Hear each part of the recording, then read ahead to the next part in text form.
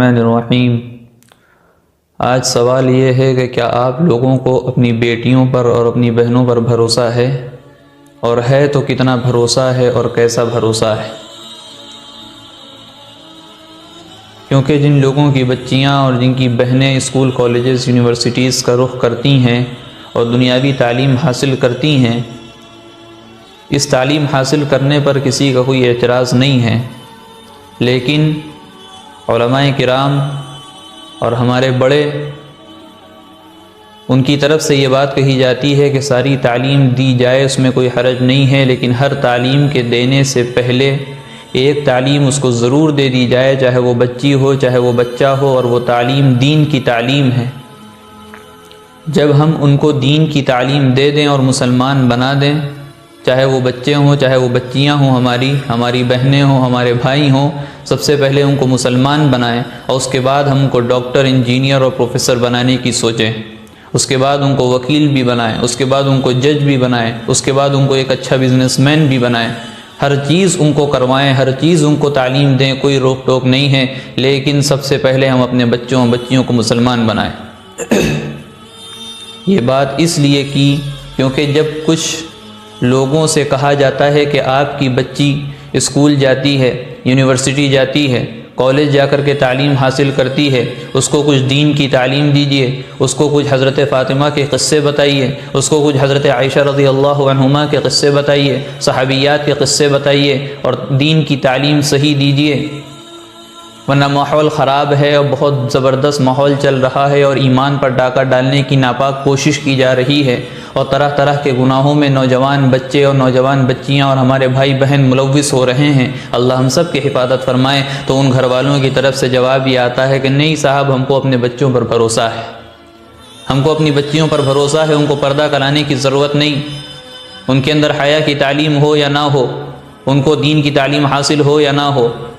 وہ جیسے بھی گھر سے نکلنا چاہیں نکل سکتی ہیں، ہم کو اپنے بچوں پر کامل بھروسہ ہے۔ کس طرح کا بھروسہ ہے اور کن بچوں پر ہم بھروسہ کر رہے ہیں؟ ہم سوچتے تک کہ نہیں ہیں کہ ہم یہ جملہ کیا ادا کر رہے ہیں۔ جو ہم یہ بھروسے والی بات کہتے ہیں، اس سے ہم کہنا یہ چاہتے ہیں، نعوذ باللہ دوسرا معنی اس کا یہ نکلتا ہے کہ ہم صحابہ کرام رضی اللہ عنہم اجمعین پر، صحابیات پر، ام المومنین پر، اور بلکہ تمام امہات المومنین پر، تمام ازواج مطہرات پر، تمام اللہ کے رسول کی بیٹیوں پر، اور خود اللہ کے رسول صلی اللہ علیہ وسلم پر ہم بہتان باندھتے ہیں، الزام لگاتے ہیں، اور غلط الزام لگاتے ہیں۔ ہم اس چیز کا الزام لگاتے ہیں کہ جتنی صحابیات تھیں، جتنی بھی ازواج مطہرات تھیں، جتنی بھی اللہ کے نبی کی بیٹیاں تھیں، نعوذ باللہ سب کا کیریکٹر خراب تھا، اللہ کے رسول کو ان پر کسی پر بھروسہ نہیں تھا، لیکن ہم کو اپنی بیٹیوں پر، اپنی بہنوں پر زیادہ بھروسہ ہے۔ کیا آج کے دور کی ہماری بہنیں اور ہماری بچیاں ان صحابیات سے زیادہ پاکیزہ ہو گئیں؟ کیا ان صحابہ کرام کو جس طریقے سے بھروسہ تھا ہم کو اس سے زیادہ بھروسہ ہے؟ کیا رسول اللہ کے بھروسے سے زیادہ ہم کو بھروسہ ہے؟ کیا ازواج مطہرات سے زیادہ پاکیزہ ہیں؟ کیا اللہ کے رسول صلی اللہ علیہ وسلم کی 4 بیٹیوں سے زیادہ پاکیزہ ہیں؟ ہرگز ایسا نہیں ہو سکتا۔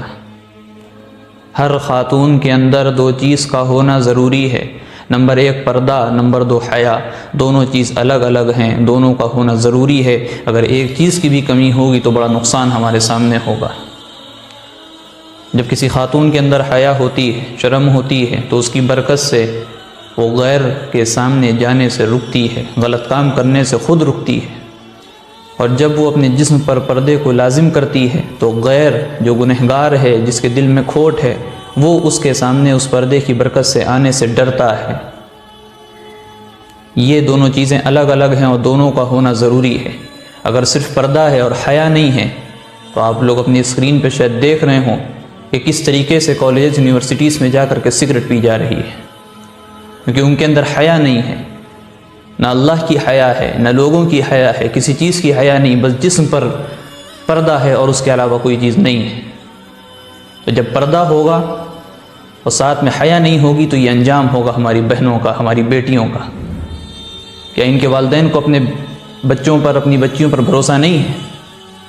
ان کے والدین کو بھی بھروسہ ہے، اور انہوں نے بھیجا ہے ان کے والدین نے اس بھروسے کے ساتھ کہ وہاں جا کے تعلیم حاصل کریں گی اور دیکھیں گی کیا عالم ہے۔ اللہ کے رسول صلی اللہ علیہ وسلم نے فرمایا کہ جب اللہ تعالیٰ کسی کو ہلاک کرنا چاہتا ہے تو اس کے اندر سے سب سے پہلے حیا کو نکال دیتا ہے، ختم کر دیتا ہے۔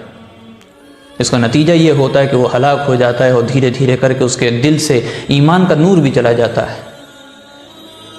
ہم سب کو اس نازک دور میں غفلت کی چادر کو چاک کر کے ہوش کے ناخن لینا چاہیے۔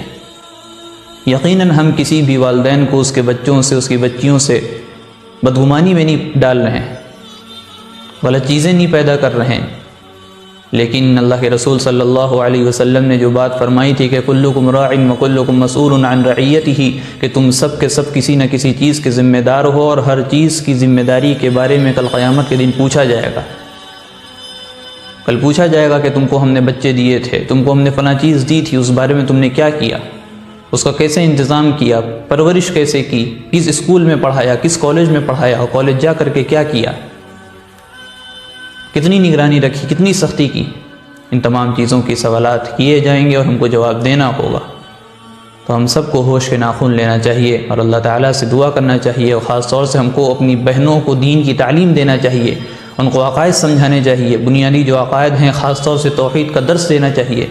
کہ کس طریقے سے ان کے ایمان پر ڈاکہ ڈالنے کی ناپاک کوشش کی جا رہی ہے۔ انہیں دینی تعلیم سے جوڑیں، اس کے بعد ہم کو دنیا کی تعلیم پردے کی رعایت کرتے ہوئے اور اسلامی احکام کی رعایت کرتے ہوئے جو تعلیم ہم دے سکتے ہیں دے، اس سے روک ٹوک نہیں ہے، لیکن سب سے پہلے ان کو مسلمان بنائیں، دینی تعلیم سے ان کو آراستہ کریں اور اللہ سے دعا کرتے رہیں ان کے ایمان کی اور تمام ایمان والوں کے ایمان کی حفاظت کی۔ ہم بھی اللہ تعالیٰ سے دعا کرتے ہیں کہ اللہ تعالیٰ ہم سب کو کہنے سننے سے زیادہ عمل کی توفیق عطا فرمائے اور ہم سب کی جان کی، مال کی، عزت و آبرو کی اور خاص طور سے ہمارے ایمان کی حفاظت فرمائے۔ آمین وآخر دعوانا ان الحمد للہ رب العالمین۔ ویڈیو اگر اچھی لگی ہو تو لائک کریں، شیئر کریں اور چینل کو سبسکرائب کرنا نہ بھولیں، اور ساتھ ہی ساتھ بیل آئیکن کو پریس کریں تاکہ نئی ویڈیو کی نوٹیفیکیشن آپ کو ملتی رہے۔